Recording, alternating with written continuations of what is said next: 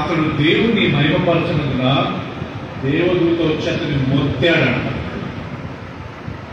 అతడు పురుగులు పడి చనిపోయాడు అని. ఇదే రాజు అపోస్తలుడైన యాకోబును పట్టుకొని ఖడ్గంతో చంపించాడు.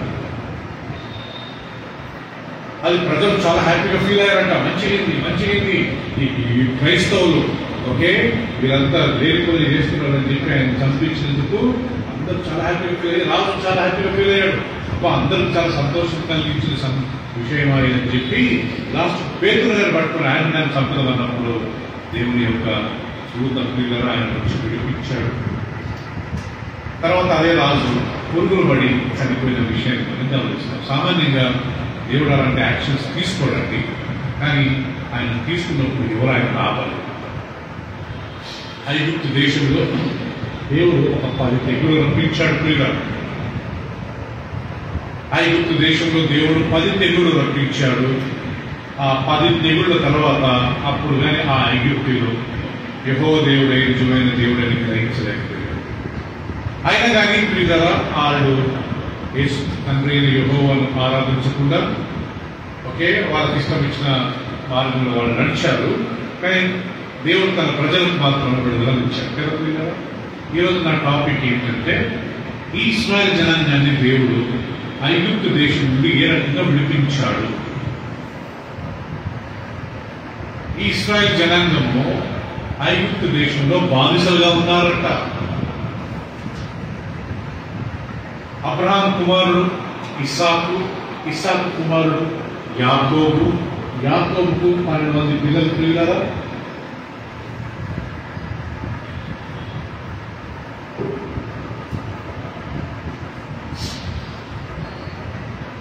సో అబ్రహాం కుమారుడు ఇస్సాకు, ఇస్సాకు కుమారుడు యాకోబు, యాకోబు 12 మంది పిల్లలు ప్రియులారా. ఈ 12 మంది ఐగుప్తు దేశానికి వచ్చారు. మనందరికీ ఆ స్టోరీ తెలుసు కదా పిల్లరా. యోసేపును వాళ్ళు బావిలో పడేశారు, లాస్ట్ అమ్మేశారు. చివరికి ఆయన ఐగుప్తు దేశానికి వచ్చి ఆయన ప్రైమ్ మినిస్టర్ అయ్యాడు అక్కడ. ఎవరు? యోసేపు. ఈరోజు మన టాపిక్ జోసెఫ్. యోసేపు, ఇశ్రాయేలీలు, ఐగుప్తు. ఓకే జయంతి. యోసేపు, ఇశ్రాయేలీలు అండ్ ఐగుప్తు. వీళ్ళ గురించి మనం ఈరోజు ధ్యానించుకుంటూ దేవుడు తన కోపాన్ని ఏ రకంగా బయలుపరుస్తాడు అనే విషయాన్ని ఈ యొక్క ఉదయకాలం మనం ప్రయత్నిస్తాం. ఒకవేళ ఈరోజు మనం కంప్లీట్ కాకపోతే నేను వచ్చే వారం కానీ దాన్ని మనం కంప్లీట్ చేద్దాం.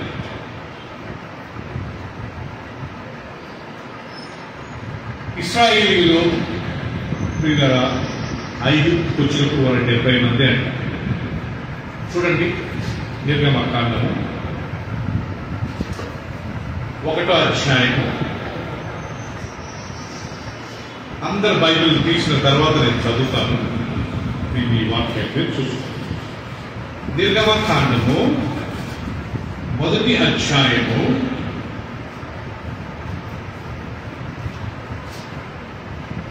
5వ వచనము. వీరిలో ప్రతివాడు తన కుటుంబంతో వచ్చాడు. యాకోబు గర్భమున పుట్టిన వారందరూ 70 మంది అప్పటికే యోసేపు ఐగుప్తులో ఉండేరు.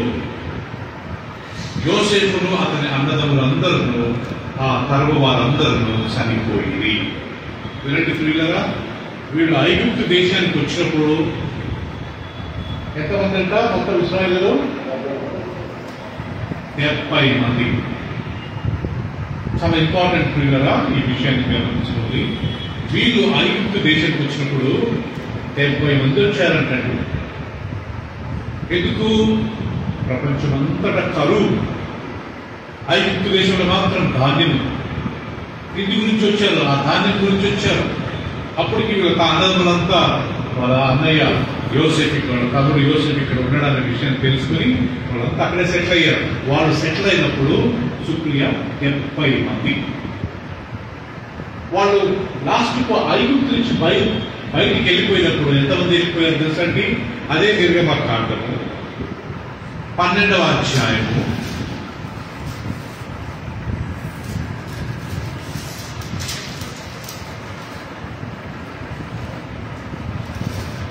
12వ 37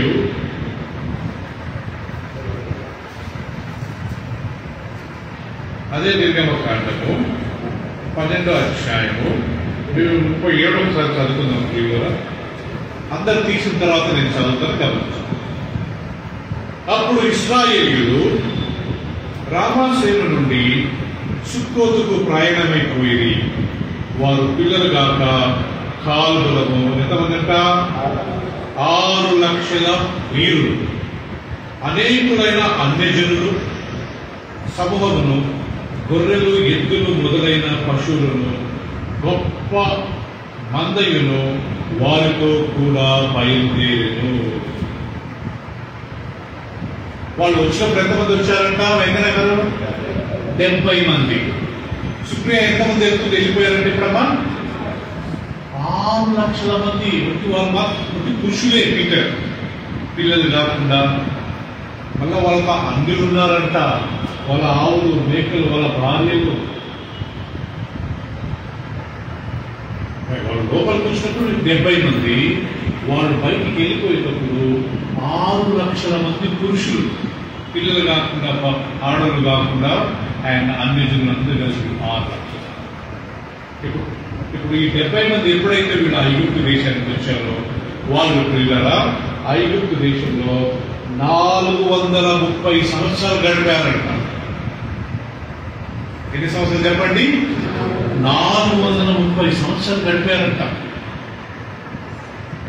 ఈ 430 సంవత్సరాల పీటర్ వీళ్ళు బానిసలుగా ఉన్నది 400 సంవత్సరాలే. మరి ఈ 30 సంవత్సరాలు ఏమైంది? ఈ 30 సంవత్సరాలలో పిల్లరా అక్కడ యోసేపు ప్రైమ్ మినిస్టర్ గా ఉన్నాడు కాబట్టి, ఆయన ప్రధానమంత్రిగా ఉన్నాడు కాబట్టి ఆ 30 ఆయన యోసేపు పరిపాలించింది 80 సంవత్సరాలు. కానీ ఈ 80 సంవత్సరాలలో 30 సంవత్సరాలు చాలా పీస్ఫుల్ గా జీవించారంట ఇశ్రాయేల్ జనాంగం. వాళ్ళు మొత్తము ఆ దేశంలో ఉన్నది 430 సంవత్సరాలు అయితే వాళ్ళు బానిసలుగా ఉన్నది 400 సంవత్సరాలు. తీసుకుందాం ఆ ప్రియులారా. అదే 12వ అధ్యాయం 40వ వచనం అందరం చూసుకుందామా. ఇశ్రాయేలీయులు ఐగుప్తులో నివసించిన కాలము 430 సంవత్సరములు. ఆ 430 సంవత్సరములు గడిచిన తరువాత జరిగినదేమనగా ఆ దినమందే యెహోవా సేనలన్నీ ఐగుప్తు దేశంలో నుండి బయలుదేరిపోయారు. ఆయన ఐగుప్తులో నుండి వారిని బయటికి రప్పించినందున ఇది యెహోవాకు ఆచరింపదగిన రాత్రి. సో ప్రియులారా ఇక్కడ గమనించినట్లయితే ఇక్కడ రాయబడింది ఆ 430 సంవత్సరాలు గడిచిన తర్వాత, అంటే వీళ్ళు వచ్చింది 70 మంది, వెళ్ళినప్పుడు 6,00,000 మంది. అంటే ఎన్ని సంవత్సరాలు 76 అయ్యారంట పీటర్? 430 సంవత్సరాలు. అర్థమైంది కదా? ఇప్పుడు 430 సంవత్సరాలలో ఎంతమంది అయ్యారంటే చేసి 6,00,000 మంది పురుషులు మాత్రమే. కాల్బలం నడవగలిగిన వారు, చిన్నపిల్లలు భుజాల మీద వేసుకున్నారు, కొంతమంది పిల్లలు ఎత్తుకున్నారు, అది వేరు. కాల్బలం అంటే నడుచుకుంటూ పోయేవారు, ఎవరైతే నడవగలుగుతారు. నాకు బాగా గుర్తుంది. నేను చాలా చిన్నగా ఉన్నప్పుడు, ఓకే మేబీ ఒక 3-4 సంవత్సరాలు ఉన్నప్పుడు మా విలేజ్కి నేను వెళ్ళానండి. ఆ రైల్వే స్టేషన్ నుంచి మా గ్రామానికి వెళ్ళడానికి మా తాతయ్య గారు ఎవరో భుజం మీద నన్ను పెట్టుకొని వాళ్ళు వెళ్ళారు. నాకు ఇప్పుడు బాగా గుర్తుంది. గజ్జలకొండ అని ఒక రైల్వే స్టేషన్ ఉంది. ఆ గజ్జలకొండ నుంచి ఆ యొక్క ఊరికి వెళ్ళడానికి ఇప్పుడు నేను నడవాలి. అప్పుడు పెద్దగా వెహికల్స్ లేదు. నేను చెప్పేది 75, 70. నేను 72లో పుట్టాను. 73, 4, 5 maybe 75 అనుకుంటానండి. ఆ తాతగారు ఎవరు నన్ను భుజాల మీద తీసుకొని ఇంటి వరకు పోయినట్టు. సో కాలువలం నడవగలిగిన వారు 6,00,000 మంది. ఆ చిన్న పిల్లలు, అప్పుడే పుట్టిన వారు, శిశువులు, పాల్మాలు, వీళ్ళంతా పిల్లలు కాక, ఆడవులు కాక 6,00,000. ఎన్ని సంవత్సరాలు వీళ్ళు 6,00,000 మారారంట? 430 సంవత్సరాలు. కానీ ఇక్కడ వీళ్ళు బానిసలు ఉన్నది ఎన్ని సంవత్సరాలు అంట పిల్లరా? 400 సంవత్సరాలు. ఇది ఎక్కడ ఉంది? 400 సంవత్సరాలు వీళ్ళు బానిసలుగా ఉన్నారని ఆదికాండం తీసుకుంది. ఆదికాండంలో దేవుడు అబ్రహాంతో దర్శనమిచ్చి ఈ మాట అంటాడండి, నీ జనం, నీ ప్రజలు వారి దేశం కాని దేశంలో వెళ్ళి వాళ్ళు 400 సంవత్సరాలు వారికి బానిసలుగా ఉంటారు. ఆదికాండం 15వ అధ్యాయం.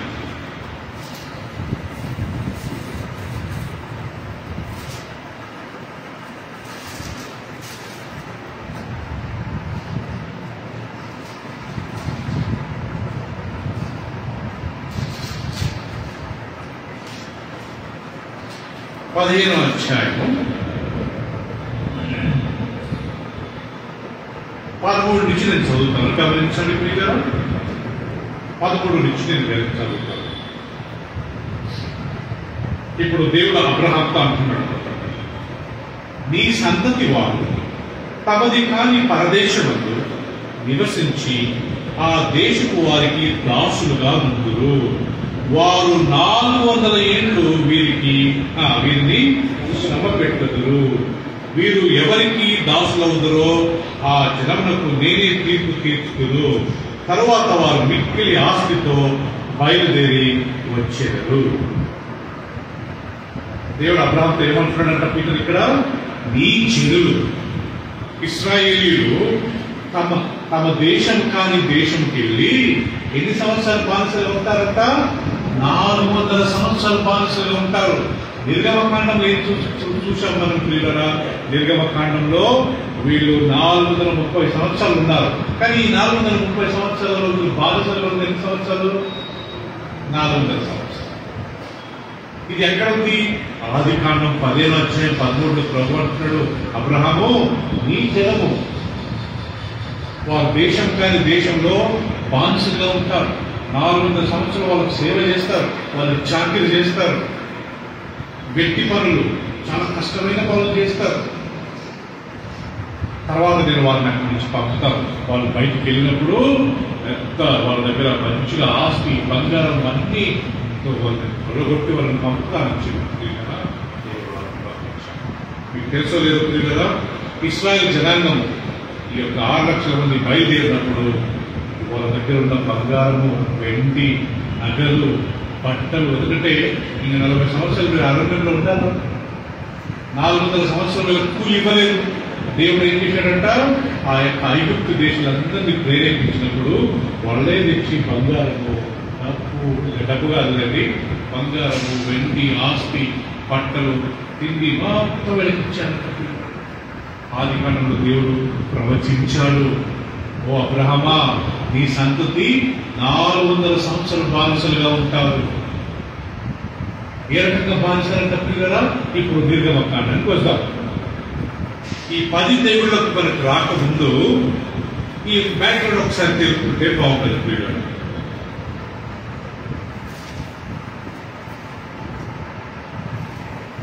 మొదటి అధ్యాయము 1వ వచనం చదువుకుందాం. ఐగుప్తులోనికి యాకోబుతో వచ్చిన ఇశ్రాయేలీయుల పేర్లు ఏమనగా 12 గోత్రాలు ఇక్కడ రాయబడింది. 12 గోత్రాలు అంటే 12 పేరు: రూబేను, షిమ్యోను, లేవి, యూదా, ఇస్సాకారు, జెబులూను, బెన్యామీను, దాను, నఫ్తలి, గాదు, ఆషేరు. వీరిలో ప్రతివాడు తన కుటుంబంతో వచ్చాడు. యాకోబు గర్భమున పుట్టిన వారందరూ 70 మంది. అప్పటికే యోసేపు ఐగుప్తులో ఉండేది. యోసేపును అతని అన్నదమ్ములందరూ ఆ తరపు వారందరూ చనిపోయింది. ఇశ్రాయేలు బహు సంతానం గలవారై అభివృద్ధి పొంది విస్తరించి అత్యధికముగా ప్రబలది. వారున్న ప్రదేశం వారితో నిండి ఉండేను.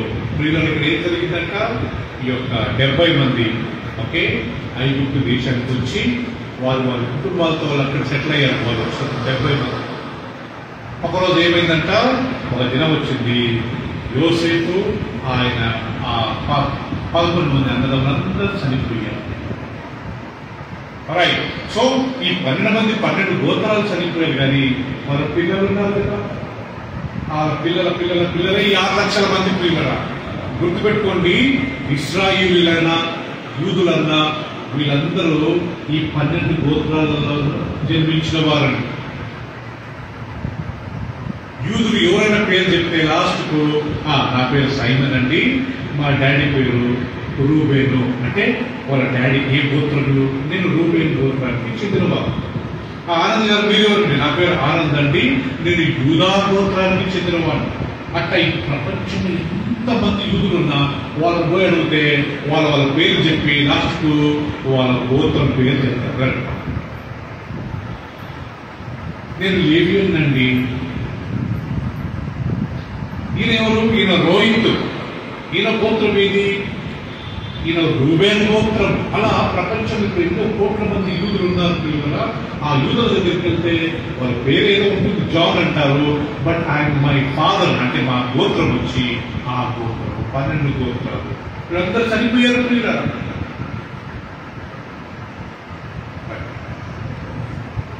వీళ్ళు చనిపోయిన తర్వాత ఇప్పుడు వినండి, రియల్ స్టోరీ స్టార్ట్ అవుతుంది. వీళ్ళు చనిపోయిన తర్వాత ఏం జరిగిందంట,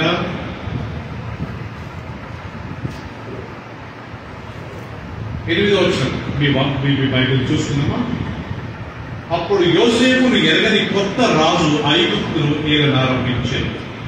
అతడు తన జనులతో ఇట్లా, ఇదిగో ఇశ్రాయేలు సంతతి అయిన ఈ జనము మనకంటే విస్తారముగాను బలిష్టముగాను ఉన్నది.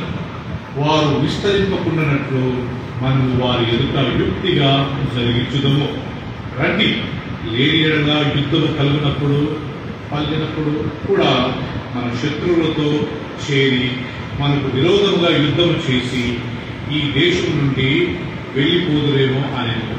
కాబట్టి వారి మీద పెట్టిన భారములలో వారిని శ్రమ పెట్టుటకు వెట్టి పనులు చేయించు అధికారులను వారి మీద నియమింపగా వారు ఫరో కొరకు ధాన్యదులను నిలువ చేయ పీఠముతో రామశేషను పట్టణంలో కట్టిరి. ఆయనను ఐగుప్తులు వారిని శ్రమ పెట్టకొలిది వారు విస్తరించి ప్రబలిది కనుక వారు ఇశ్రాయేలీయుల ఎడల అసహ్యపడిరి. ఇశ్రాయేలీయుల చేత ఐగుప్తులు కఠినమైన సేవ చేయించుకుని వారు ఇశ్రాయేలీయుల చేత చేయించుకున్న ప్రతి పని కఠినముగా ఉండెను. వారు జిగట మంటి పనిలోని ఇటుకల పనిలోను పొలంలోను చేయి ప్రతి పనిలోను కఠిన సేవ చేయించి వారి ప్రాణములను విసిగించింది. ఇక్కడ ఏమైందంట, యోసేపు ఆయన 11 మంది అన్నదమ్ములందరూ చనిపోయారు. ఒక రాజు వచ్చాడంటండి, యోసేపు ఎవరో తెలియదంటే ఈ ఐగుప్తు రాజుకు. ఆయన ఏమన్నాడంట, ఇశ్రాయేలు ఇంత ప్రబలిపోయారు, వీళ్ళు ఒకవేళ రేపు ఎవరైనా విరోధకు వచ్చి మన మీద యుద్ధం చేస్తే వీళ్ళు వాళ్ళతో జాయిన్ అయ్యారనుకోండి మనల్ని చంపేస్తారు. కాబట్టి పని చేద్దాం, మనం ఒక కుయుక్తి పొందాం. ఏంటది, వీళ్ళకందరికీ మంచి పని చేద్దాం, పెట్టి చాకరీ చేయించుకుందామని చెప్పి వాళ్ళ పిల్లరా హత్యనిచ్చి మీరు విడికలు చేయండి అని చెప్పి ఈ రోజు మీరు ఐగుప్తు దేశానికి వెళ్తే కైరో, అలెగ్జాండ్రియా కొన్ని సిటీస్ ఉన్నాయండి సుధా గారు, ఐగుప్తు దేశంలో ఇవన్నీ పెద్ద పెద్ద ఈ పిరామిడ్స్ ఇవన్నీ కట్టించింది ఎవరంటే ఆ రోజుల్లో రాజే. హూ ఆర్ ద లేబర్, అక్కడ పని మనుషులు ఎవరు, 6 లక్షల మంది. మేబీ అప్పటికి మొదటి అధ్యాయానికి 6 లక్షల మంది ఉండకపోయి ఉండొచ్చు. వాళ్ళందరితో పెద్ద పెద్ద బండలు, పెద్ద పెద్ద రాళ్లు, పెద్ద పెద్ద ఐగుప్తు దేశంలో ఉన్న కట్టడాలు, ప్రపంచంలో ఎక్కడ అంత పెద్ద పెద్ద కట్టడాలు అండి. ఆ పిరమిడ్స్ మీరు చూశారండి, ఎవరైనా దీనికి లేబరు అంత ఇస్రాయేల్ కదండి. ఈ రాజు ప్లాన్ చేశాడు, అదే బాబు వీళ్ళు చూస్తే మనకంటే విస్తరించారు, రేపు వాడు మన విరోధులతో జాయిన్ అయితే మన పని అయిపోయినట్టే ఒక పని చేద్దామని చెప్పి వీళ్ళని బాగా కఠినంగా అనుభవించారు. కొట్టేవారంట. మీరు 10 కమాండ్మెంట్ చూశారు కదా, మీరు కొట్టేవారు, వారు సరిగ్గా తిండి పెట్టేవారు కదా. 400 సంవత్సరాలు చాకరీ చేయించుకున్నారు, 400 సంవత్సరాలు జీతం ఇవ్వలేదండి. ఐగుప్తు రాజు ఐగుప్తీయులు ఇశ్రాయేల్ పట్ల ఎంత ఘోరంగా ప్రవర్తించారంటే 400 సంవత్సరాలు చాకరీ చేయించుకున్నారు, కానీ వాళ్ళకు ఒక్క పైసా అయిపోయింది. నో కూలీ, human rights, no human rights. ఆందోళనలో నియంత ఈ రాజు 400 సంవత్సరాలు బానిసలుగా వీళ్ళు ఉన్నారండి. నేను పోయినసారి చెప్పినట్టు ప్రపంచంలో మేఘనాథ్ గారు ఇస్రాయేల్ జనాంగం సఫర్ అయినట్టుగా ఏ జనం కానీ సఫర్ కాదు. మనం ఇప్పుడు చదువుకున్నాము, ఇస్రాయేల్ జనాంగం 400 సంవత్సరాలు బానిసలుగా ఐగుప్తు దేశంలో ఉన్నారు. దాని తర్వాత వీళ్ళను పిల్లల బాబిలోనియన్స్, ఇకే ఎవరు ఆయన పేరు నెబుకద్నెజర్ రాజు 70 సంవత్సరాలు వీళ్ళ మీద అధికారం చెలాయించారు. ఫుల్ బానిసలు. పర్షియా, ఇరాన్ వీళ్ళని పరిపాలించారు. సిరియా, ఆ రోజుల్లో అస్సిరియా అనేవాడు, వారు పరిపాలించారు. రోమన్స్ 1500 సంవత్సరాలు వీళ్ళ మీద అధికారం చెలాయించారు. ఈ యూదులు ఎక్కడ పోయినా బానిసలే పాపం. కారణం ఏంటి తెలుసండి? ఈ యూదులలో చాలా మంది దేవుడు తిరుగుబాటు చేశారు. యూదులంతా తిరుగుబాటు చేసిన ఈ లోకంలో ఎవరు లేరు. అదే సమయంలో వాళ్ళంతా కష్టపడ్డవాడు ఈ ప్రపంచంలో ఎవరు. అదంతా అయిపోయిందా? లాస్ట్ కు హిట్లర్ చేతిలో ఎదుగుతున్నారు. హిట్లర్ 60 లక్షల మందిని చంపాడు. హిట్లర్ 60 లక్షల మందినండి. ఐగుప్తులో 400 సంవత్సరాలు బానిసలు. తర్వాత బాబిలోన్ దేశంలో 70 సంవత్సరాలు. తర్వాత పర్షియా, ఇరాన్ లో వాళ్ళు సఫర్ అయ్యారు. సిరియా వాళ్ళ చేతిలో సఫర్ అయ్యారు. రోమిలు 1500 సంవత్సరాలు పరిపాలించారు. అదంతా అయిపోయి తప్పించుకున్నారు బాబు అంటే లాస్ట్ పోయి జర్మనీలో సెటిల్ అయ్యారు.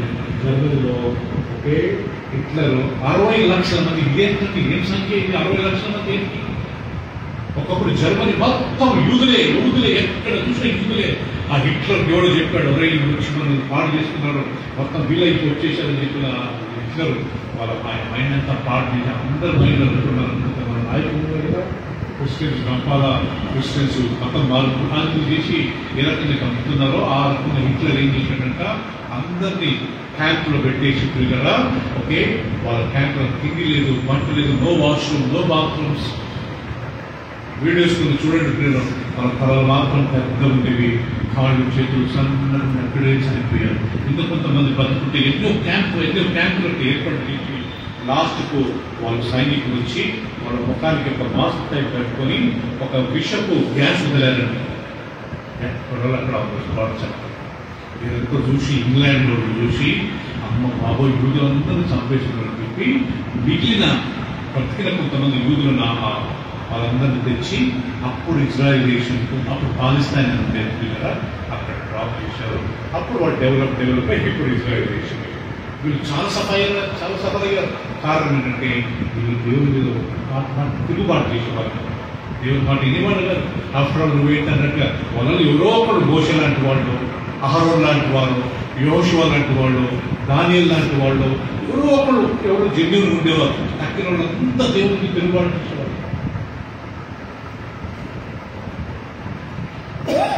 నేను ఎందుకు ఈ వాక్యం చెప్తున్నానంటే జరిగిన ప్రవీణ్ పగడాలంటే గురించి మన క్రైస్తవుల మీద మన ఆంధ్రప్రదేశ్, తెలంగాణ ఈ రోజు ఏం ప్రాబ్లం లేకపోయారు. కానీ మన జరిగిన ఇన్సిడెంట్ మనందరినీ కలవరపరిచి మనందరూ న్యాయం జరుగుతుందనుకున్నాను. రిపోర్ట్ చూస్తే ఆగాడని చెప్పి అనవసరంగా ఆయన క్యారెక్టర్ ఆడుతున్నారు. నాకు మీకు కొంచెం చాలా బాధ అనిపించింది. ప్రభావ ఇంత ఘోరంగా జరుగుతుంది, ఏంటి ప్రభావ నువ్వు చూసుకుంటున్నావు? నాకు మొదటిసారి ఆ కోపం వచ్చినట్టున్నారు. ఏంటి ప్రభావ నువ్వు చూసుకుంటాను? నేను మా మిసెస్ మాట్లాడుకుంటూ దేవుడు ఇన్వాల్వ్ అయితే ఇవన్నీ మేము మాట్లాడుకుంటూ ఒక్క వీడియో ఏదైనా రిలీజ్ అయింది అనుకోండి, ఆయన కొట్టినట్టు చంపినట్టు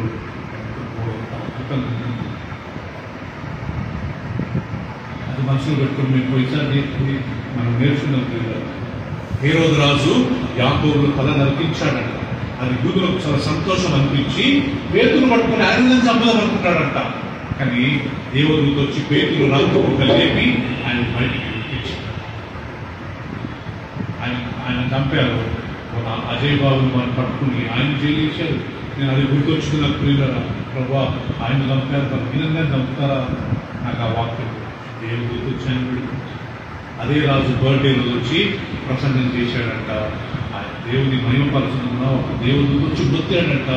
అతను పురుగులు పడుతున్నాడు.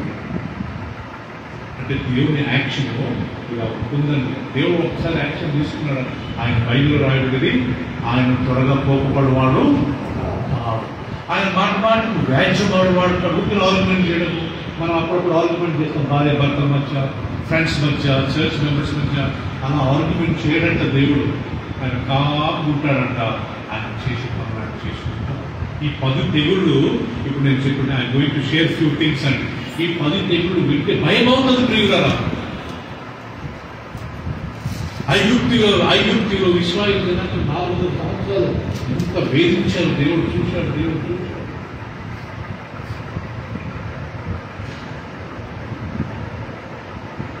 వాళ్ళు వచ్చిన 70 మంది, వీళ్ళు వెళ్ళేటప్పుడు 6 లక్షల మంది వెళ్ళిపోయింది.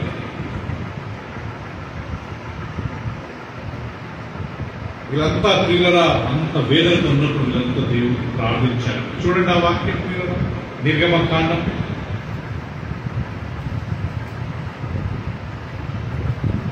2:23. ఇశ్రాయేలు జనాంగం గురించి మనం ధ్యానిస్తున్నాం. 2:23-24 చదువుతున్నాను ప్రియులరా. నిర్గమకాండం 2:23-24. అలాగున అనేక దినములు జరిగిన మీదట ఐగుప్తు రాజు చనిపోయేను. ఇశ్రాయేలు తాము చేయుచున్న వెట్టి పనులను బట్టి నిట్టూర్పులు విడుచుచు మొర్ర పెట్టుచుండగా తమ వెట్టి పనులను బట్టి వారు పెట్టిన మొర దేవుని యొద్దకు చేరెను. కాగా దేవుడు వారి మూలుగులను విని అబ్రహాము, ఇస్సాకు, యాకోబులతో తాము చేసిన నిబంధన జ్ఞాపకం చేసుకునేను. దేవుడు ఇశ్రాయేలులను చూచెను. దేవుడు వారి మీద వారి యందు లక్ష్యం ఉంచెను. ఇక్కడ జరిగింది ఏంటంటే, ఎంత చాకరీ చేస్తుంటే లాస్ట్ దేవుడు మొరపెట్టారంట. ప్రభా ఏంటయ్యా ఈ వేదన, ఏం చేశాం ప్రభా, మన ఎందుకు మమ్మల్ని ఇక్కడ మానసులుగా పెట్టామని ఏడుస్తుంటే అప్పుడు దేవుడు బైబిల్ రాయింది, వారి కన్నీళ్ళను చూశాడంట, వారి మొరను విన్నాడంట. చూడండి ఇక్కడ ఎంత చక్కటి లాంగ్వేజ్. ఆయన చూశాడు, ఆయన విన్నాడు, తర్వాత మోసతో మాట్లాడాడు. దేవుడు వినేవాడు పిల్లలు, దేవుడు చూసేవాడు పిల్లలు, మన దేవుడు మాట్లాడేవాడు. అంతేనా, మన దేవుడు యాక్షన్ తీసుకునేవాడు. తక్షణమే వాళ్ళ ప్రార్థన విన్నాడు. దేవుడు గారి బాధపడ్డాడు, వాళ్ళ కన్నీళ్ళను చూశాడు, వాళ్ళ మొరను విన్నాడు. మోస దగ్గరికి వచ్చి మోసను పిలిపించి దేవుడు మోసతో ఈ మాట అంటాడు. ఏంటా వాక్యం ప్రియుల మాట? 3వ అధ్యాయము 7వ వచనం.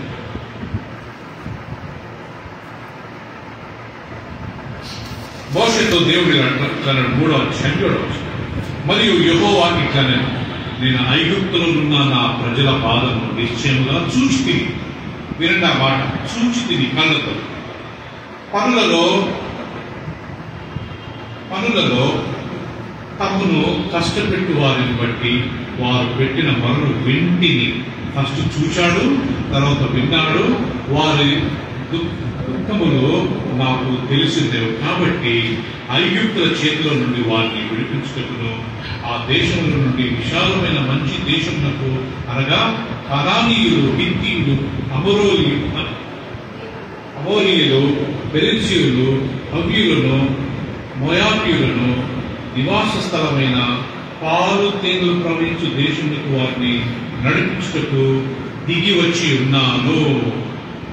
మోషే అంటున్నాడు, మోషే నేను వాళ్ళ కన్నీళ్లు చూశానయ్యా, వాళ్ళ మొరలు విన్నానయ్యా, నేను వాళ్ళని అక్కడ విడిపించి కానాను పాలు తేనెలు ప్రవహించు దేశం అంటే ఇజ్రాయెల్ దేశం. అదిగోండి మన యెరూషలేము మాత్రం ఉంది. ఇజ్రాయెల్ దేశంలో ఆ రోజుల్లో 7 రకమైన శత్రువులు ఉండేవారంట. పెరిజీయులు, కానానీయులు, హిత్తీయులు, ఇలాంటి 7 మంది. మొత్తం వాళ్ళ హైట్ మొత్తం ఆల్మోస్ట్ 10 feet 11 feet. వీళ్ళంతా రాక్షసుని కుటుంబానికి చెందినవారు. యెహోషువ కొంతమందిని పంపాడంట, పోయి మీరు ఆ పట్టణాన్ని చూసినట్టంటే కొంతమంది వచ్చి వాళ్ళ ముందు మనమంతా మిడతల మాత్రం వాడు ఒక్కడు వస్తూ హైతున్నారంట. గొల్లియాలకు అదే సంతానానికి చెందినవాడు.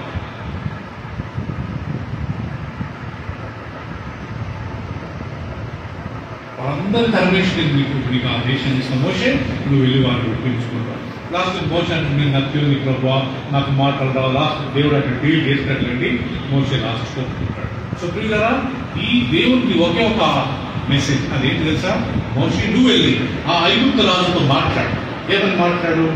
ఈ ప్రజలను విడిపించు, లేకపోతే నువ్వు వాళ్ళని విడిచిపెట్టు, వీళ్ళు వచ్చి నన్ను ఆరాధించాలా, అరణ్యంలో నన్ను ఆరాధించాలా, 3 దినాల ప్రయాణం తర్వాత అక్కడ నిలబడి వాళ్ళని ఆరాధించాలా అని నువ్వు రాజు పెళ్లి చెప్పమంటాడు. ఎన్నిసార్లు చెప్తాడు పిల్లలు? చాలాసార్లు చెప్తాడు. దాంట్లో కొన్ని విషయాలు మనం చూసుకుందాం. ఎన్నిసార్లు చెప్తాడు, ఏమని చెప్తాడు చూసుకుందామండి. మొదటి 3వ అధ్యాయం 8వ వచనం, 3:8 నిర్గమకాండం 3:8. కాబట్టి ఐగుప్తుల చేతుల నుండి వారిని విడిపించుటకు ఆ దేశం నుండి విశాలమైన మంచి దేశంలో కలగా, ఇప్పుడే మనం చదివినాం, కనానీయులకు, హిత్తీయులకు, అమోరీయులకు, పెరిజీయులకు, హివ్వీయులకు, యెబూసీయులకు నివాస స్థలమైన పాలు తేనెలు ప్రవహించు దేశములకు వారిని నడిపించుటకు దిగి వచ్చి ఉన్నాను. ఇశ్రాయేలులో నిజముగా నా యొద్దకు చేరినది ఐగుప్తుల వారిని పెట్టుచున్న హింస సూచితది కాగా, రమ్ము నిన్ను ఫరో యొద్దకు పంపెదను. ఇశ్రాయేలీయులైన నా ప్రజలు నీవు ఐగుప్తు నుండి తోడుకొని పోవలేదు. సో ప్రియులారా మోషే అంటున్నాడు, దేవుడు మోషే అంటున్నాడు, వాళ్ళందరినీ విడిపించుకొని వాళ్ళని ఆరాధించడానికి వారిని తప్పించు, ఆ దేశంలో పాలు తేనెలు ప్రవహించే దేశంలో నేను వాళ్ళని తీసుకెళ్తాను అని చెప్పాడు. రెండోసారి దేవుడు మోషేతో ఏమని చెప్పాడు చూడండి ప్రియులారా. రెండోసారి 4వ అధ్యాయం 22వ వచనం, 4:22. అప్పుడు నీవు ఫరోతో, ఇశ్రాయేలు నా కుమారుడు, నా జ్యేష్ఠ పుత్రుడు, నన్ను సేవించినట్లు నా కుమారుని కోరిమ్ము అని నీకు ఆజ్ఞాపించుచున్నాను. వాని పంపలను ఎడల ఇదిగో నేను నీ కుమారుణ్ణి, నీ జ్యేష్ఠ పుత్రుణ్ణి చంపేదని యెహోవా సెలవిచ్చుచున్నాడని అతనితో చెప్పమని. సో ఇక్కడ మెసేజ్ ఏంటి తెలుసండి సుధా గారు? మోషే నువ్వు వెళ్ళి ఒక మాట చెప్పు, ఓ రాజు, నా ప్రజలు ఇశ్రాయేలు నా జ్యేష్ఠ కుమారుడు. ఫస్ట్ టైం దేవుడు Israel is my son, first born son. బైబిల్లో 3 స్థలాలు ఉందండి. సన్ నంబర్ 1 ఇశ్రాయేల్ నా కుమారుడు, నంబర్ 2 యేసుక్రీస్తు ఇదిగో నా ప్రియ కుమారుడు అంటాడు. 3వది ఆదాము దేవుని కుమారుడు అని లూకా సువార్త 3వ అధ్యాయం. ఇక్కడ ఇశ్రాయేలు నా జ్యేష్ఠ కుమారుడు. రెండోది యేసుక్రీస్తు ఇదిగో ఆయన బాప్తిసం తీసుకుని పైకి వచ్చినప్పుడు ఇదిగో ఈయన నా ప్రియ కుమారుడు, ఈయన ఎందుకు నేను ఆనందించుచున్నాను. 3వది ఆదాము దేవుని కుమారుడు అంట. చూడండి లూకా సువార్త అండి. ఇది ఇంతే పట్టుకుందాం, నిర్గమకాండం అలాగే పట్టుకొని ఆదాము దేవుని కుమారుడు అంటండి. ఇక్కడ రాయబడింది లూకా సువార్త 3వ అధ్యాయము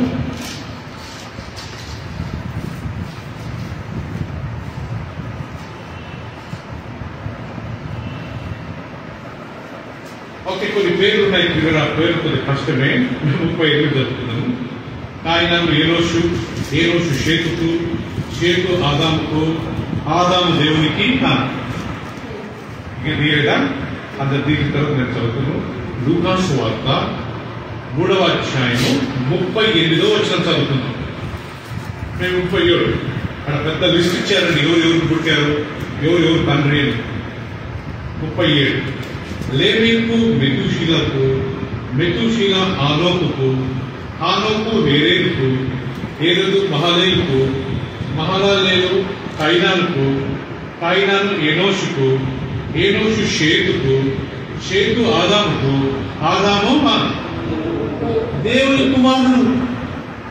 ఇక్కడ ఇశ్రాయేలు ఎవరంట? దేవుని కుమారుడు, జ్యేష్ఠ పుత్రుడు. యేసుక్రీస్తు ఎవరంటమ్మా? దేవుని. సో దేవుడు మెసేజ్ ఏంటి తెలుసా? మోషే నువ్వు ఫరో రాజు దగ్గరికి వెళ్ళి నా కుమారుడు అరణ్యంలోకి వచ్చి నన్ను ఆరాధించాలి, కాబట్టి వారిని విడిచిపెట్టు. ఇంగ్లీష్ లో let my people go.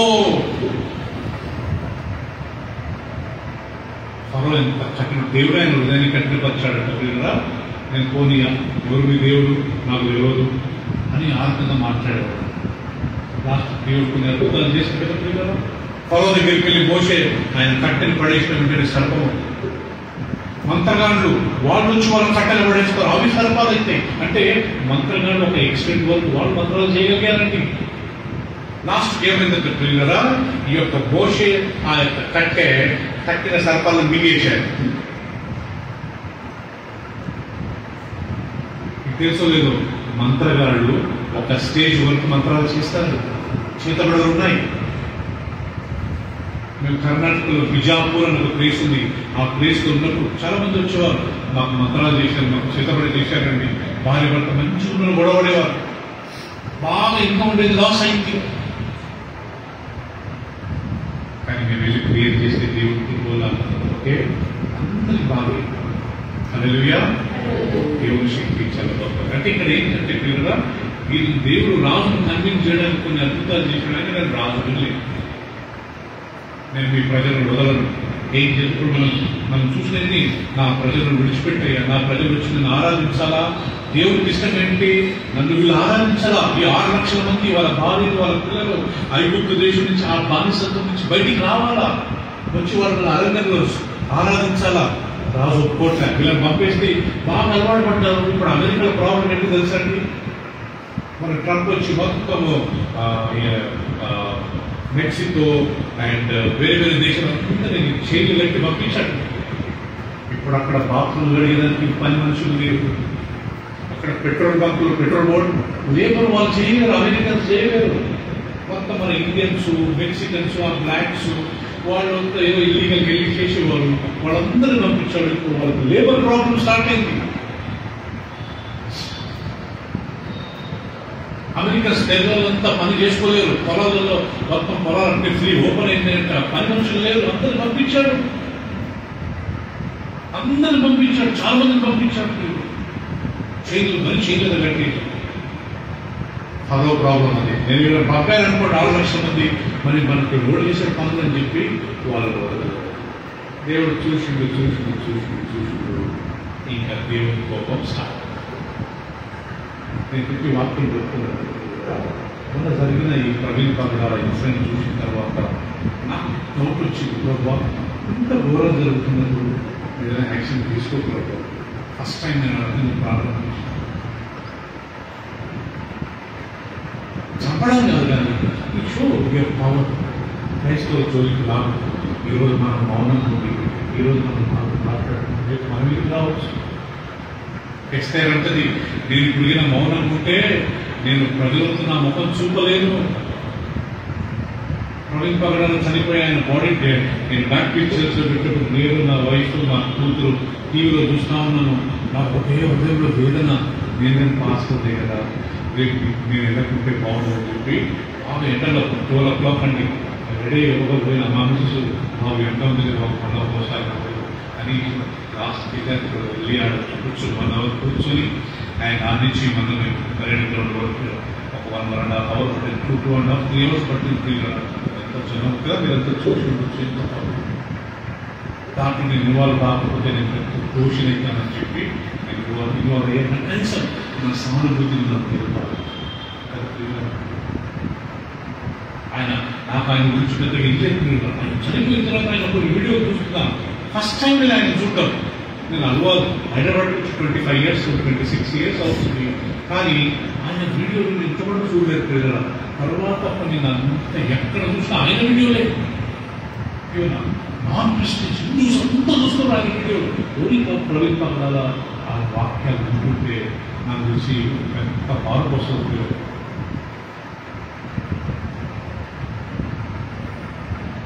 So మోషే మాట వినలేదు, రాజు చాలాసార్లు చెప్పిండు, మోషే మాట వినలేదు.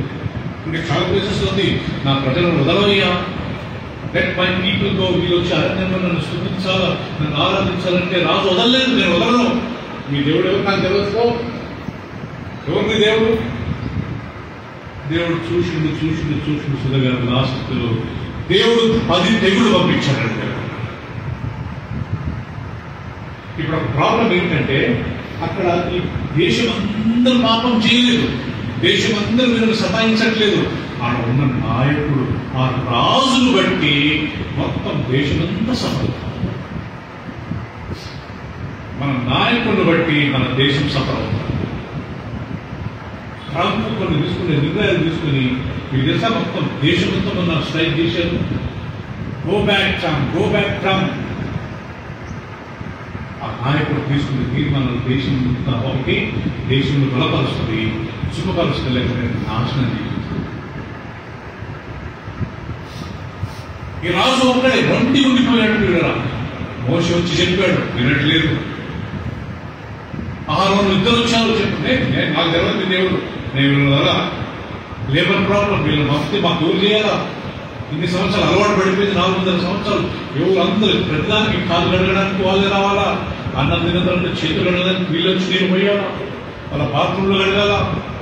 ఐగుప్తులు చేసుకోలేరు, మొత్తం వీళ్ళని లేబర్ వీళ్ళందరూ వదులుకుంటే ఎవరు చేస్తారు మాకు అన్నట్టు వాళ్ళు వదలలేదండి.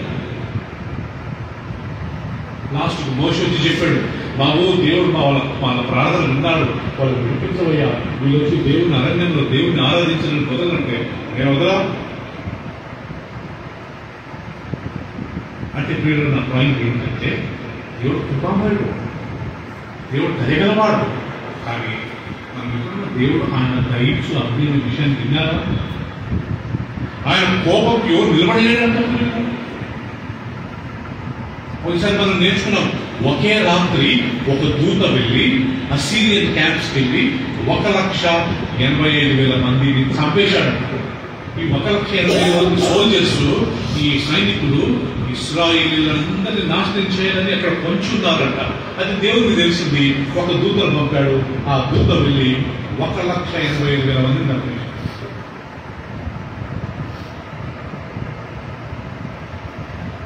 ఇప్పుడు ప్రియులరా 10 తెగుళ్లలో ఒక తెగులు మనం చూసుకుందామా ప్రియులరా? మొదటి తెగులు ఏంటి? నిర్గమకాండము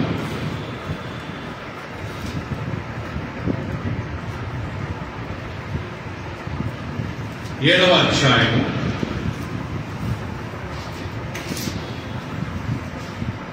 1st తెగులు, ఇంగ్లీష్ లో ప్లేగ్స్ అంటారండి. ఆయన ఒక్కడు చేసిన తప్పు కొరకు ఆ రాజు తీసుకున్న తప్పుడు నిర్ణయాన్ని బట్టి ఇక్కడ చూడండి ఎవరెవరు సఫర్ అవుతున్నారో. 7వ అధ్యాయము 20వ వచనం చదువుతున్నాం. యెహోవా ఆజ్ఞాపించినట్లు మోషే అహరోనును చేసి అతడు ఫరో ఎదుటను అతని సేవకులు ఎదుటను తన కర్రను పైకెత్తి ఏటి నీళ్లను కొట్టగా ఏటి నీళ్ళన్నీ రక్తముగా మార్చబడేను. ఏటిలోని చేపలు చచ్చెను, ఏరు కంపు కొట్టెను. ఐగుప్తులు ఏటి నీళ్లు తాగలేకపోయేది. ఐగుప్తు దేశమంతటా రక్తము ఉండెను. ఐగుప్తు శకునుగాండ్రు తమ మంత్రము వలన అటు చేయగా యెహోవా చెప్పినట్టు ఫరో హృదయము కఠినమాయెను. అతడు మోషే అహరోనులను మాట వినకపోయేను. జరిగిన దానిని మనసులో పెట్టక ఫరో తిరిగి తన ఇంటికి వెళ్ళెను. అయితే ఐగుప్తులందరూ ఏటి నీళ్లు త్రాగలేక త్రాగు నీళ్ల కొరకు ఏటి ప్రక్కన త్రోవిరి. ఎన్ని రోజులు ప్రియులరా? 8వ వచనం మొదటి 8వ అధ్యాయం మొదటి యెహోవా ఏటిని పుట్టిన 7 దినములైన తరువాత, అంటే బ్రదర్ 7 రోజులు నీళ్లు తాగలేదు వీళ్ళు. ఫరో చాలా బండు, ఎవరు మాట వినట్లేదు. మన నాయకులు కొంతమంది ఇప్పుడు ఇండియాలో ఉంటారు, ఎవరి మాట వినట్లే, వాళ్ళు సొంత తీర్మానాలు తీసుకుంటున్నారు. మన దేశం అంతా ఆల్మోస్ట్ ఫైనాన్షియల్ గా బ్యాంక్ అయిపోయింది కదా. క్రైస్తవులకు మైనారిటీస్కి ప్రాబ్లం అంతా కష్టపడుతుందంటే వాళ్ళకి ఎవరు మారట్లేదు. దేవుడు చూసిండు ఫరో మాట, ఫరో మోషే మాట వినట్లే, అహరోను మాట వినట్లే, దేవుడు మాట ఎవరైనా దేవుడు. లాస్ట్ పక్కన వెళ్ళి వీళ్ళ ఐగుప్తులో నైలు నది వాళ్ళకు ఒక దేవత. ప్రతి ఐగుప్త్యుడు నైలు నదిలో మునిగి స్నానం చేసుకున్న తరువాతనే ఆయన పనిని ప్రారంభిస్తారు. మన దేశంలో గంగా నది కదా కొందరు పూజించినట్టుగా వాళ్ళకు ఆ నది ఒక దేవుడు. దేవుడు ఎందుకైనా నీళ్ళ మీద అటాక్ చేశాడంటే కదా మనిషికి ఒక వారం 10 రోజులు తిరిగి లేకుండా ఉంటాయి. కానీ మీరు నాకు పొందగలుగుతారు. నాకు బైపాస్ అయింది క్లియర్ అయిపోయి నాకు కొద్ది వాకింగ్ కావడం వల్ల నా లోపల ఒక గ్రాఫ్టింగ్ ఓపెన్ అయింది. లాస్ట్కి బ్లడ్ అంతా బయటకు వచ్చింది. వాళ్ళు మళ్ళీ వచ్చి కట్ చేసి మళ్ళీ దాన్ని చేసారు. తర్వాత డాక్టర్ ఏం చెప్పారు, నేను నీళ్ళు ఇవ్వద్దని చెప్పారు. సుప్రియా మీరు నమ్ముతారు లేదమ్మా, 4 రోజులు నీళ్ళు మేఘనాథ్ గారు నాకు నా లైఫ్లో అంత సఫర్ కాదు. నాకు ఈ కట్ అయింది, కాళ్ళ నుంచి నరం తీసింది, అదే పెద్ద సఫర్ కాదు. ఈ నీళ్ళు నోట ఎండిపోతుంది, గొంతు ఎండిపోతుంది, నోట్లో 2 పైపులు, ముక్కులో 2 పైపులు, చేతికి 2-3 పైపులు. నేను ఎంత సఫర్ అయ్యాను. ప్లీజ్ అమ్మా అమ్మా సిస్టర్ ఒక రకంగా గొంతుగా రావడం. ఒక నెల వరకు నాకు వాయిస్ అంతే అంటే నేను అవట్లేదు. ఆ గొంతు మీద పెట్టడం 4 రోజులు అయింది. వాటర్ అయిపోలేదు. చేసిపోయేది నిద్ర వచ్చేది కాదు.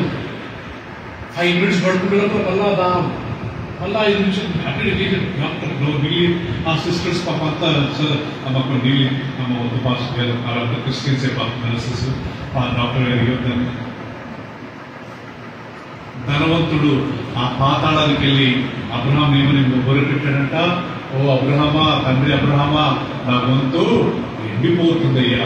ఆ లాజరును పంపి తన చుట్టూ నీళ్లలో ముంచి నా యొక్క నాలుకను కదార్చింది. చాలా దారుణ గొంతు ఎండిపోతుంది. యేసుక్రీస్తు శిలువలో చనిపోతున్నప్పుడు ఆయన ఎంత దాహమైంది. ఆయన ఏమడిగాడంటే అప్పటి నీళ్ళు ఇవ్వండి అయ్యా, దాహం అయిపోయింది, నీళ్ళు ఏంటంటే నీళ్ళు ఏం పెట్టారంట, చేదు స్పాంజిలో ఏదో చాలా ఫిల్టర్ జ్యూస్ పెట్టి ఆ స్పాంజ్ ఒక పళ్ళ్యానికి పొడిచి అది ఇచ్చారు. నీళ్లు లేకుండా నేను అనుభవించాను. నీళ్ళు లేకపోతే మొత్తం నిండిపోతుంది గొంతు.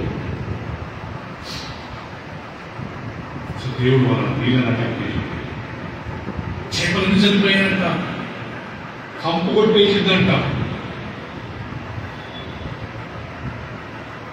ఇదే బైబిల్లో ప్రియులారా యోహాను సువార్త 2వ అధ్యాయంలో యేసుక్రీస్తు నీళ్ళని ఇంకా మార్చాడు, ద్రాక్షారసంగా మార్చాడు.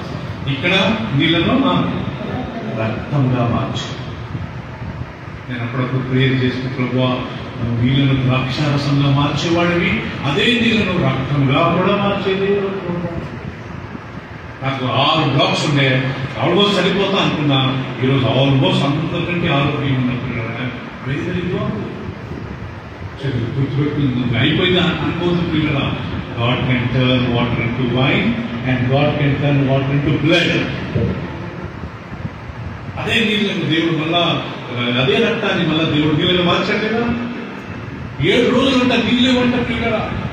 వాళ్ళ చెరువులు, వాళ్ళ బావులు, వాళ్ళ యొక్క నదులు, వాళ్ళ యొక్క కుంటలు ఫుల్ వాటర్. మీరు ఎప్పుడైనా చికెన్ షాప్, మటన్ షాప్ వెళ్ళి చూడండి, అక్కడ ఒక టైప్ స్మెల్ వస్తుంది. అంటే దాని బ్లడ్ పడి బ్లడ్ స్మెల్ అంటే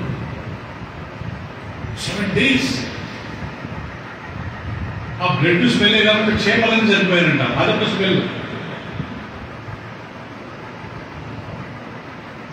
రాజు ఒక్కడికే జ్యోతి గారు ఆయన రాగిణిలో బ్లడ్ అయితే నో ప్రాబ్లం. ఇది మొత్తం దేశం అంతా అంటే పిల్లలు. ఆ దేశంలో ఎక్కడెక్కడ చెరువులు ఉన్నాయి, ఎక్కడెక్కడ. మన దేశంలో ఎన్ని రాష్ట్రాలు ఉన్నాయి, ఎన్ని గ్రామాలు ఉన్నాయి, ఎన్ని పట్టణాలు ఉన్నాయి. ఇది షామిపేట, దాని తర్వాత తోంకుంట, తుర్కపల్లి అండ్ అట్లా ప్రతి ఊర్లో, not only Hyderabad city, everywhere in India, Lucknow, Rajasthan, Bihar, Punjab, Egypt is very big country. ఒక్క రాజు తీసుకున్న పోలీస్ నిర్ణయాన్ని బట్టి ఇంతమంది సఫర్ కావాలా?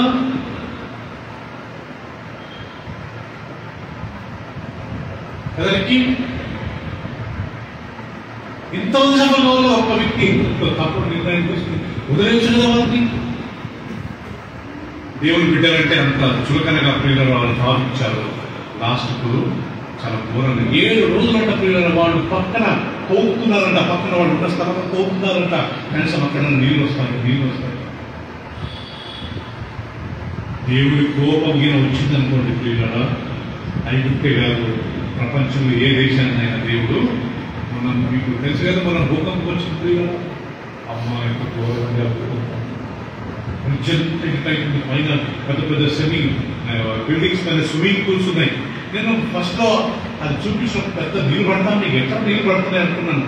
తర్వాత తెలిసింది పైన ఉన్న స్విమ్మింగ్ పూల్స్ అన్ని షేక్ అయ్యి నీళ్ళని వాళ్ళ రోడ్స్ ఓపెన్ అయిపోయింది, వాళ్ళ బిల్డింగ్స్ అన్ని కూలిపోయింది. దేవుని కోపం బైబిల్ ఒక వాక్యం ఉంది, భూకంపములు రప్పించువాడు నేనే, భూమిని కదిలించువాడు నేనే, సముద్రం ఆకాశం యొక్క తలుపులు తెరిచి నేను నీటిని పంపేవాడు నేనే.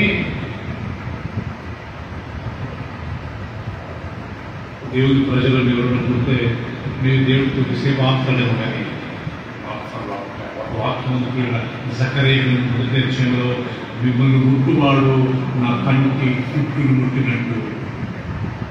He who touches you is touching the apple of my eye.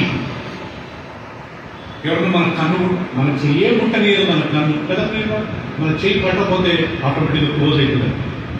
Try చేయండి అంటే పెట్టుకుని ఆటోమేటిక్ క్లోజ్ అయిపోతుంది నొప్పి. అలాంటిది వేరే వచ్చి మన చెయ్యి మన కంట్లో పొడుస్తుంది కదా, మనకి 2 స్ట్రాంగ్ హ్యాండ్స్ ఉన్నాయి కదా. ప్రభు అంటాడు ముట్టేవారు నా కంటి కుట్టిని ముట్టినట్టు నేను గుర్కోను. 7 రోజులు ప్రియులారా ఆ ఐగుప్తుల గురించి మనం అయ్యోనాలు కానీ ఆ రాజును బట్టి మొత్తం చర్చిలో పాస్టర్ నాయకుడు కానీ లేక ఎక్కడికైనా ఒక నాయకుడు మంచిగా ఉంటే కూడా సంఘం అంతా బాగుంటుంది. దేశంలో మన ప్రధానమంత్రి, ప్రైమ్ మినిస్టర్, చీఫ్ మినిస్టర్ వీళ్ళు మంచిగా న్యాయం ఉంటే దేశం అంతా వర్తిస్తుంది, రాష్ట్రం వరకు వర్దిల్లుతుంది. వాళ్ళు తీసుకున్న నిర్ణయం బట్టి ఇంత మంచి సఫలం అవుతున్నారు. మనం ప్రియులా ఖచ్చితంగా ఏం చేయాలి? ఇప్పుడు మనం మౌనం ఉంటే రేపు మనకు రావచ్చు. అనవసరంగా నా బాధ, నేను జీవించిన మనసంతా బాధ, అనవసరంగా నేను తాగుబోతులు చేశాను. ఇంత దూరం పోయినాడు, హెల్మెట్ తీయకుండా ఉంటాడు సార్. నేను ఇది చివరి దగ్గరికి వెళ్తే నాకు కలంతా చంపలు ఇమ్మీడియట్గా హెల్మెట్ తీశాడు, పడేస్తాను. అలాంటిది ఈ నుంచి అక్కడి వరకు హెల్మెట్ తీయరాదు. అవసరం దేవుడు సేవకులు పెట్టుకుని తాగుబోతులుగా చేసి దేవుడు చూస్తున్నాడు. ఇక్కడ ఇశ్రాయేలు జనాన్ని ఏడిపించిండ్రు. దేవుడు చూసిండు వార్నింగ్ ఇచ్చిండు. మోషన్ 4 సార్లు 5 సార్లు వర్తించాడు. బాబు నా ప్రజలను పోనీవయ్యా, వాళ్ళని వేధించొద్దయ్యా, నీ దేవుడు ఎవరు నాకు తెలియకపో, ఏం చేసుకుంటూ తీసుకోపో. దేశం ఇంకొక తెగులు చూసుకున్నామా? రెండవ తెగులు ఏంటంటే ప్రియులరా, వారి దేశం మీదికి, ఇంటి మీదకి, వాళ్ళ ఒక పట్టణం మీదకి కాదు, మొత్తం దేశంలో ఉండే ప్రతి ఇంటి మీదకి దేవుడు కప్పలు రప్పించాడు. ఆ రోజులలో కప్పలను వాడు దేవతగా పూజించున్నాడు. ఐగుప్తు దేశం ఏం జరిగింది చూద్దాం ప్రియుల. రెండోది ఇది ఒకటి చదువుకొని ముగించుకుందాము. 8వ అధ్యాయం 1వ వచనం. 8వ అధ్యాయం 1వ వచనం. అందరూ గమనించండి, మీ బైబిల్ తీయండి. నిర్గమకాండం 8:1. యెహోవా ఏటిని కొట్టి 7 దినములైన తర్వాత యెహోవా మోషేతో ఇట్లా, నీవు ఫరో యుద్ధకు వెళ్ళి అతనితో, నన్ను సేవించుటకు నా జనులను పోనిమో, నీవు వారిని పోనీవని నొల్లని ఎడలా, ఇదిగో నేను నీ పొలిమేరలన్నిటి కప్పల చేత బాధించను. ఏటిలో కప్పలు విస్తారంగా పుట్టును. అవి నీ ఇంకా నీ పడక గదిలోను, నీ మంచము మీదకి, నీ సేవకుల ఇళ్లలోనికి, నీ జనుల మీదకి, నీ పొయ్యిలలోనికి, నీ పిండి పిసుకు తొట్టిలోనికి ఎక్కి వచ్చును. ఆ కప్పలు నీ మీదికి, నీ జనుల మీదికి, నీ సేవకులందరి మీదికి వచ్చినది యెహోవా సెలవిస్తున్నాడని చెప్పవాలి. మరి యెహోవా మోషేతో ఇట్లనేను, నీవు అహరోనును చూచి నీ కర్ర పట్టుకొని ఏటి పాయల మీదను, కాలుల మీదను, చెరువుల మీదను నీ చేయి చాపి ఐగుప్తు దేశం మీదకి కప్పలను రాజేయమని అతనితో చెప్పబడగా అహరోను ఐగుప్తు జనుల మీద తన చేయి చాపింది. అప్పుడు కప్పలు ఎక్కి వచ్చి ఐగుప్తు దేశంలో కప్పెను. శకునుగాళ్ళు కూడా తమ మంత్రముల వలన అలాగూ చేసి ఐగుప్తు దేశం మీదకి కప్పలను రాజేసిరి. అప్పుడు ఫరో మోషే అహరోనును పిలిపించి, నా యుద్ధ నుండి, ఈ జనుల యుద్ధ నుండి ఈ కప్పలను తొలగించమని యెహోవాను వేడుకుని, అప్పుడు యెహోవాకు బలి అర్పించుటకు ఈ ప్రజలను అగత్యముగా పోనిచ్చెదనని. అందుకు మోషే, నన్ను గెలిచినట్టుగా నీవు అతిశయించుచున్నావు. ఈ కప్పలు శేషం ఏటిలోనే ఉండనట్లు, అవి నీ మీదను నీ ఇళ్లలోనూ ఉండకుండా చంపబడినట్లు నీ కొరకును, నీ సేవకుల కొరకును, నీ ప్రజల కొరకును నేను ఇప్పుడు వేడుకున్నదని చెప్పమని ఫరోను అడగగా అతడు రేపే అనేను. అందుకతడు, ఆ దేవుడైన యెహోవా వంటి వారెవరు లేరు అని నీవు తెలుసుకున్నట్లు నీ మాట చొప్పున జరుగును. అనగా కప్పలు నీ యొద్ద నుండి, నీ ఇళ్ల నుండి, నీ సేవకుల యొద్ద నుండి, నీ ప్రజల యొద్ద నుండి తొలగిపోవను, అవి ఏటిలోనే ఉండునని మోషే అహరోను ఫరో యొద్ద నుండి బయలు వెళ్ళినప్పుడు యెహోవా ఫరో మీదికి రాజేసిన కప్పల విషయంలో మోషే అతని కొరకు మొరపెట్టగా, అంటే ప్రార్థన చేయగా, యెహోవా మోషే మాట చొప్పున చేసెను. కనుక ఇళ్లలోనేమి, గ్రామములోనేమి, పొలములోనేమి కప్పలు ఉండకుండా చచ్చిపోయాను. జనులు వాటిని కుప్పలుగా వేసినప్పుడు భూమి కంపు కొట్టాను. ఫరో ఉపశమనము కలుగుటకు చూచి యెహోవా సెలవిచ్చినట్టుగా తన హృదయమును కఠినపరుచుకుని వారి మాట వినకపోయాను. సో ప్రియులారా, రెండవ తెగులు కప్పలను రప్పించాడట. ఎక్కడెక్కడ కప్పలు? మీ పడక గదిలో, మీ వంటగదిలో, మీ పిండి తీసుకొని కూర్చున్నారంట. అన్నం తినే ప్లేట్లనే కప్పలంట.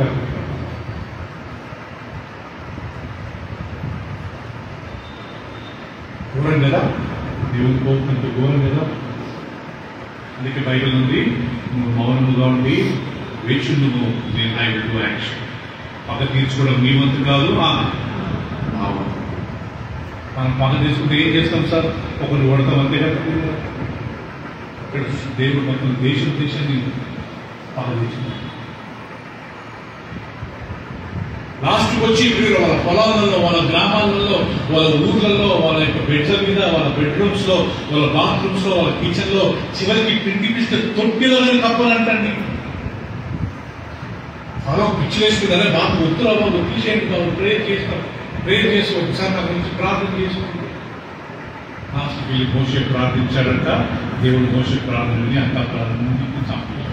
ఇప్పుడు వాళ్ళ మంత్రగాళ్ళనే వచ్చారంట. ఫస్ట్ నీళ్లను రక్తంగా మార్చినప్పుడు వాళ్ళ మంత్రగాళ్ళు ఏం చేయాలా? వాళ్ళు వచ్చి ఇదే రక్తం మళ్ళీ నీళ్ళగా మార్చారు. వీళ్ళు ఏం చేశారంట? ఇంకా వాళ్ళు నీళ్ళను రక్తంగా మార్చారు. ఇక్కడ కప్పలు రప్పించినప్పుడు వీళ్ళు మంత్రగాళ్ళు వచ్చి కప్పలను పోగొట్టారు. వీళ్ళు ఏం చేశారంట? వాళ్ళు వీళ్ళని కప్పలు రప్పించారంట. వర్స్ట్ ఇంకా వర్స్ట్ అది. లాస్ట్ కప్పలన్నీ చనిపోయినట్టు పెట్టారు. ఇంకా చూడండి, మొత్తం భూమి కంపుకొట్టిందంట. వాళ్ళంతా కప్పలు తీసి కుప్పలు వాటిని కాల్ చేశారు. దేవుడు గొప్పపడితే ఒక్క నాయకుడు, ఆయన ఒక్కడు మాట్లాడితే ఇంతమంది సఫర్ అయ్యే వాళ్ళ.